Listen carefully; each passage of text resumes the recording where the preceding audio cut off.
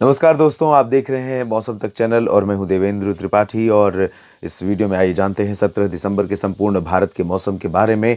उत्तर भारत के भागों पर पहुंचा WD पर्वतीय क्षेत्रों पर कई इलाकों में घने बादल लेकर आया है और इसके चलते यहां पर कुछ गतिविधियां हो रही हैं और होने की संभावनाएं भी यहां पर बनी हुई हैं। कल भी यहां पर घने बादल दिखाई देंगे। थोड़े बहुत बादल मैदानी इलाकों पर भी नजर आ रहे हैं। दूसरी तरफ दक्षिण भारत पर जो बंगाल की खाड़ी से आर्द्रता पहुंच रही है, उसका फ्लो महाराष्ट्र तक देखने को मिल रहा है और आने वाले समय में धीरे धीरे ये जो बादल हल्के हल्के बादल हैं, ये थोड़ा सा और घने होंगे उत्तरी कर्नाटक और महाराष्ट्र के मुंबई, नासिक, पुणे तक और आसपास के इलाकों तक। साथ ही साथ तेलंगाना और छत्तीसगढ़, उड़ीसा के दक्षिणी भागों तक इन भागों बादलों के बढ़ने की संभावना नजर आ रही है। कुछ बादल पूर्वोत्तर में भी उप हिमालयी पश्चिम बंगाल और सिक्किम से लेकर अरुणाचल प्रदेश के इलाकों में दिखाई दे रहे हैं और ये बादल यहाँ पर कल भी बने रह सकते हैं, 17 सितंबर को भी। इसके अलावा उत्तर भारत के पर्वतीय इलाकों से ठंडी हवाएं मैदानी हिस्सों में किन राज्यों तक पहुंचेंगी, कहां तक टेम्परेचर में गिरावट होगी और शीतलहर जैसे हालात बनेंगे, आइए जानते हैं। आखिरकार मध्य भारत में तमाम जगहों पर ठंडी हवाओं का असर बढ़ने लगा है और लगातार तापमान में गिरावट का क्रम शुरू हो गया है। लेकिन उससे पहले हम उत्तर भारत की स्थिति देख लेते हैं। उत्तर भारत में पर्वतीय क्षेत्रों में कहां तक संभावना नजर आ रही है, क्योंकि बहुत ज़्यादा प्रभावशाली सिस्टम तो नहीं है WD, लेकिन इसके बावजूद गिलगित बाल्टिस्तान, मुजफ्फराबाद और लद्दाख तथा जम्मू कश्मीर और हिमाचल के कुछ उत्तर पश्चिमी क्षेत्रों में बादल रहेंगे और कहीं कहीं पर हल्की वर्षा या बर्फबारी होने की संभावना यहाँ पर बनेगी। इसके अलावा जो उत्तरी क्षेत्र हैं, पूर्वी रीजन में, यहाँ पर भी कुछ गतिविधियाँ देखने को मिल सकती हैं, कुछ बादल यहाँ पर भी देखने को मिल सकते हैं। उत्तराखंड में फिलहाल ज़्यादा बादल नहीं रहेंगे और ज़्यादा मौसम में तब्दीली फिलहाल इस WD के प्रभाव से नहीं होगी। लेकिन उत्तरकाशी, चमोली और गंगोत्री, यमुनोत्री, केदारनाथ, बद्रीनाथ समेत जो ऊपरी इलाका है पश्चिमी क्षेत्र का, उत्तरी क्षेत्र का, इन भागों में कहीं कहीं पर गतिविधियां हो सकती हैं।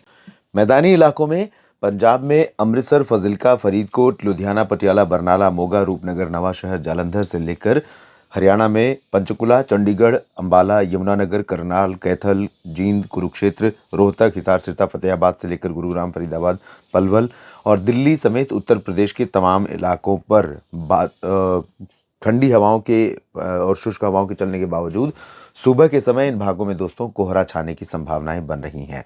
अभी ग्राउंड फ्रोस्ट यानी पाला पड़ने की आशंका तो नहीं है, क्योंकि पाला पड़ने के लिए शून्य के आसपास तापमान पहुंचना जरूरी है। शून्य से नीचे जब तापमान पहुंचेगा तब पाला पड़ने की संभावना बनेगी। लेकिन अभी फिलहाल शून्य के आसपास तापमान नहीं पहुंच रहा है और पाला नहीं पड़ेगा। लेकिन कई जिलों में, पंजाब में, हरियाणा, पश्चिमी उत्तर प्रदेश और राजस्थान के उत्तरी क्षेत्रों में इंक्लूडिंग दिल्ली NCR 5 डिग्री के आसपास तापमान रिकॉर्ड किया जा सकता है। तो 6 से 8 डिग्री का तापमान पाला पड़ने के लिए अनुकूल तो नहीं है, लेकिन निश्चित तौर पर तापमान यहाँ पर सामान्य से 1-2 डिग्री नीचे पहुँच गया है कई जिलों में, जिसमें अलवर और सीकर, चुरू, जयपुर और आसपास के हिस्से भी शामिल हैं। तो इन सभी क्षेत्रों में ठंडी हवाओं का असर बढ़ रहा है और लगातार उत्तरी दिशा की हवाएं पूरे राजस्थान में, हरियाणा, पंजाब, दिल्ली और पूरे उत्तर प्रदेश में, जिसमें आगरा, मथुरा और इधर झांसी, ललितपुर, कानपुर, लखनऊ, बहराइच, सीतापुर, लखीमपुर खीरी, अयोध्या, गोरखपुर, बलिया, देवरिया और वाराणसी, सोनभद्र, मिर्ज़ापुर, भदोही, प्रतापगढ़, प्रयागराज, जौनपुर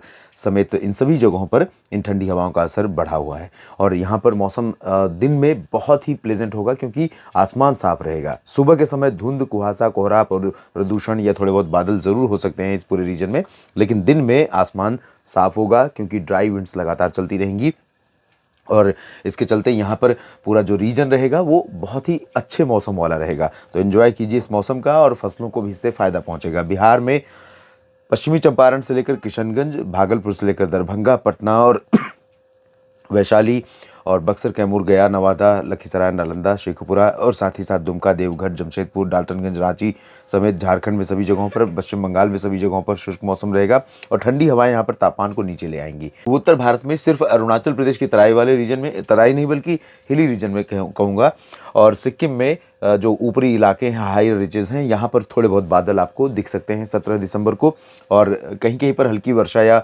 बर्फबारी भी होने की संभावना बन सकती है, लेकिन ज़्यादा देर तक ये बादल टिकेंगे नहीं। असम, मेघालय, नागालैंड, मणिपुर, मिजोरम, त्रिपुरा, इन भागों में ड्राई वेदर रहेगा।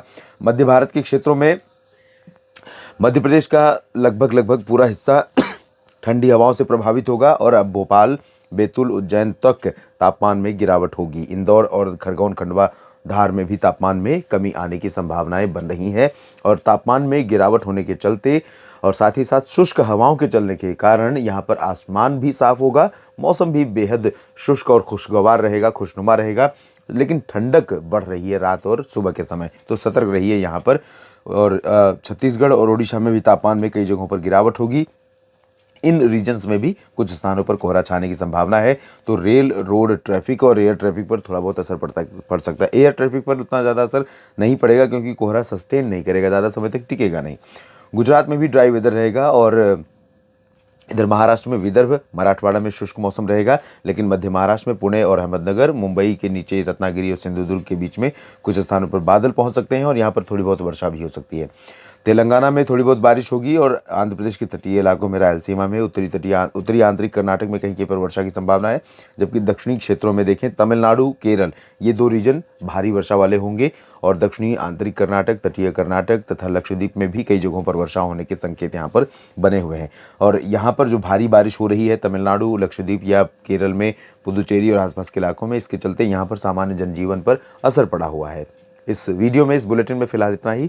दोस्तों, लगातार बने रहिए मौसम तक चैनल और न्यूज़ मीडिया मंच के साथ। आपको मौसम की पूरी जानकारी लगातार मैं आपको देता रहूँगा। धन्यवाद।